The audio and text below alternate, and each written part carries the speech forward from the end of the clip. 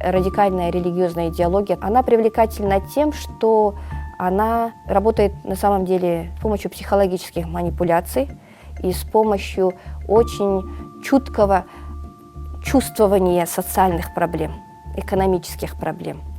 Отсюда навязывается такая точка зрения, что все институты современного общества, светские институты, гражданские институты, они неверны. Вина навязывается на гражданские институты, на вообще принципы государства. Человек, который не решил своих проблем внутренних, он, естественно, винит это общество, а радикальная идеология, она всегда становится для них такой притягательной, отдушиной в кавычках.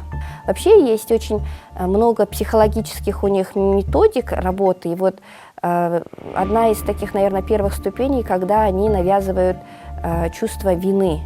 Вины за то, что происходит, и человек начинает не любить себя, отрицать в себе все, не видеть все вокруг себя, все только в таком плачевном, ужасном состоянии. Безусловно, есть еще другая часть молодежи, которая умело может находить компромисс между своими религиозными предпочтениями и современными тенденциями мира. Осваивает науку, осваивает современные технологии, и это не мешает им исповедовать религию. Поэтому что нам важно?